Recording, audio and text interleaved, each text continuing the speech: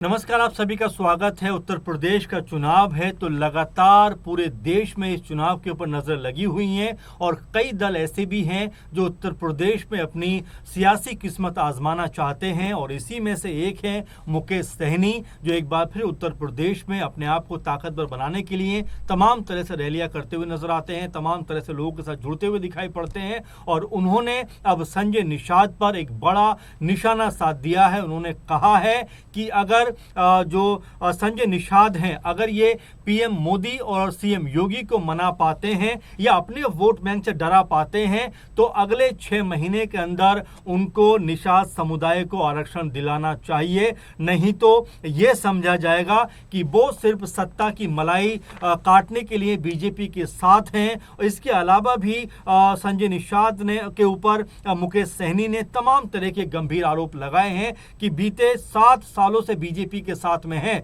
लेकिन क्या उन्होंने मल्लाह समुदाय का, निषाद समुदाय का कोई भला किया है, क्या कोई काम किया है? और अगर काम नहीं किया है तो ये स्पष्ट हो जाता है कि वो सिर्फ सत्ता की मलाई काटने के लिए बीजेपी के साथ में। आपको बता दें कि किस तरह से विकासशील इंसान पार्टी के राष्ट्रीय अध्यक्ष मुकेश सहनी लगातार उत्तर प्रदेश का दौरा करते हुए दिखाई पड़ते हैं। बीते दिनों वो अंबेडकर नगर में थे और वहां पर पहुंचकर उन्होंने एक तरीके से संजय निषाद के खिलाफ मोर्चा खोलते हुए कहा कि आप लगातार जो है 4-5 साल से मंत्री हैं, इस सरकार की बात करें, उसके बावजूद भी निषाद समुदाय के लिए आपने क्या कुछ किया है, कितना आपने भला किया है, क्या विकास कार्य आपने दिया है, इसका जवाब आपको देना पड़ेगा। उन्होंने कहा कि निषाद पार्टी के प्रमुख जो हैं संजय निषाद, वो केंद्र और राज्य सरकार दोनों जगह पर अपनी अच्छी खासी दखल रखते हैं, यानी पीएम मोदी और सीएम योगी तक उनकी अच्छी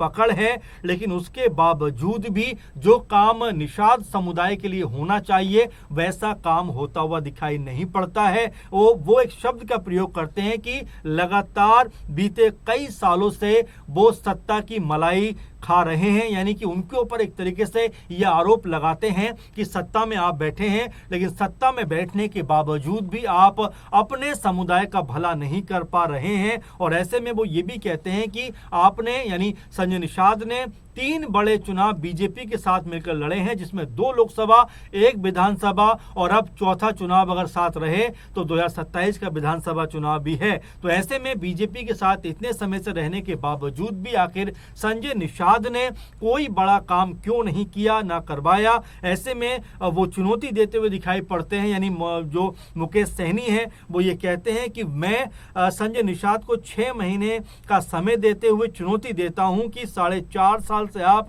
लगातार सरकार में हैं, अब अपना दबाव बनाइए और मोदी जी, योगी जी को डराइए और अपने समुदाय को आरक्षण दिलाइए। ये मुकेश सहनी का एक तरीके से संजय निषाद के ऊपर हमला है। आपको बता दें, संजय निषाद मजबूत छवि के नेता माने जाते हैं, ताकतवर छवि के नेता माने जाते हैं। बीजेपी के साथ में उनका जो है गठबंधन है। अगर 2022 की बात करें तो यही संजय निषाद 15 सीटों पर चुनाव लड़ते हैं और 6 सीटें इनके पाले में आती हैं। हालांकि 2024 में जब ये बीजेपी के साथ में लोकसभा चुनाव लड़ते हैं तो संत कबीर नगर से संजय निषाद के बेटे जो हैं प्रवीण, वो चुनाव लड़ते हैं और चुनाव वो हारते हुए दिखाई पड़ते हैं। अब यहाँ पर सवाल उठते हुए दिखाई देते हैं कि क्या जो निषाद हैं वो क्या बीजेपी के साथ ही रहेंगे या पाला बदलते हुए भी नजर आ सकते हैं, क्योंकि मुकेश सहनी जिस धमक के साथ में उत्तर प्रदेश चुनाव में उतरने का प्रयास कर रहे हैं, क्या वो संजय निषाद का खेल बिगाड़ता हुआ दिखाई पड़ सकता है? पूर्वांचल से लेकर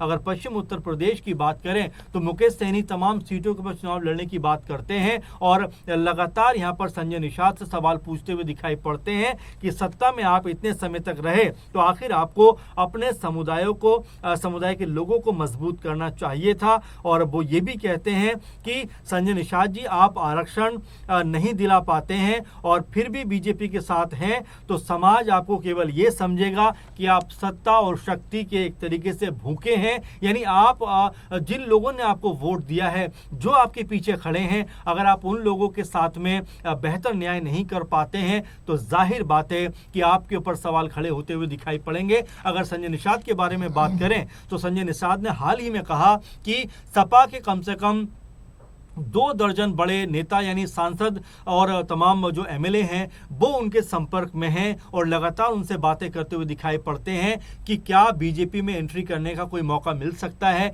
क्या बीजेपी के साथ जाने का कोई रास्ता दिख पड़ता है। यानी संजय निषाद ये कहते हुए नजर आते हैं कि समाजवादी पार्टी को लेकर ओपी राजभर ने जो बात कही, केशव प्रसाद मौर्य ने जो बात कही, वो 16 आने सच है, क्योंकि उनके संपर्क में भी समाजवादी पार्टी के तमाम सारे सांसद और जो विधायक हैं। ऐसे में इससे पहले अगर देखा जाए इस तरह के बयान पे तो केशव प्रसाद मौर्य ने भी कुछ ऐसी बात कही थी। जो उप मुख्यमंत्री भी हैं योगी सरकार में, वो ये कहते हुए दिखाई पड़े थे कि उनके संपर्क में भी तकरीबन 25-26 जो एमपी यानी सांसद समाजवादी पार्टी के हैं। इसके अलावा ओपी राजभर ने तो इससे इस पूरे के पूरे मामले की शुरुआत की थी। उन्होंने तो यहाँ तक कहा था कि बंगाल महाराज छोड़िए, आप जो है उत्तर प्रदेश की तरफ देखिए, जहां पर समूची सपा जो है वो बीजेपी में जाने को तैयार बैठी है। और उस बयान के बाद में उत्तर प्रदेश के अंदर तमाम तरह का जो है बवाल मचता हुआ दिखाई पड़ा था। उसी बयान के बाद में केशव प्रसाद मौर्य हो या फिर संजय निषाद हो, उन्होंने अपना अपना जो बयान था वो यहाँ पर जारी किया था और स्पष्ट रूप से कहा था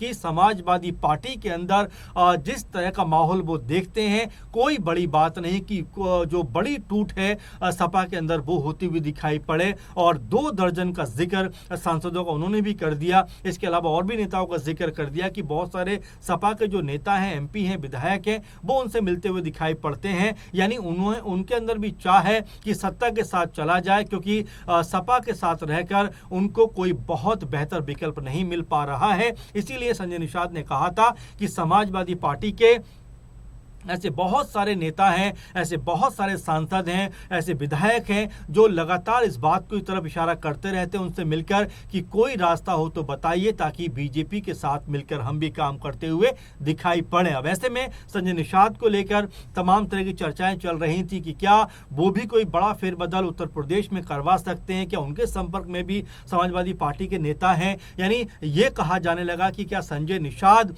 कोई बड़ा उलटफेर करवा कर अपनी स्थिति मजबूत करवा सकते हैं। तो फिलहाल ये तमाम तो बयानबाजी रही। अभी तक ऐसा कोई देखने को नहीं मिला है जहां पर यह बात सुनने को आए कि समाजवादी पार्टी का एक कुनबा जो है वो बगावत करने के लिए बिल्कुल आतुर है। हाँ, तमाम तरह की बयानबाजी हो रही है, जिसमें हमने आपको बताया संजय निषाद भी हैं, ओपी राजभर भी हैं, केशव प्रसाद मौर्य भी हैं, अपने अपने तरीके से बयान रखते हुए दिखाई पड़ते हैं। लेकिन यहाँ पर संजय निषाद को जिस तरह की चुनौती मुकेश सहनी देते हुए दिखाई पड़ते हैं, और अगर एक बार फिर उत्तर प्रदेश में वो एंटर करते हैं, चुनाव लड़ते हैं, तो यहाँ निषाद वोट बैंक पे वो बड़ा हमला कर सकते हैं। संजय निषाद की जो सीटें हैं वो यहाँ पर डगमगाती हुई दिखाई पड़ सकती हैं, क्योंकि इस दफा हम देखेंगे कि पहले के मुकाबले जो एनडीए कुनबा है वो भी यहाँ पर बड़ा होता हुआ दिखाई पड़ता है। चिराग पासवान भी जो है उत्तर प्रदेश में अगर चुनाव लड़ने की बात कह ही चुके हैं। इसके अलावा एनडीए के अंदर में जिस तरह जयंत चौधरी की एंट्री हुई, आरएलडी की पार्टी की एंट्री हुई है, इसके अलावा हमने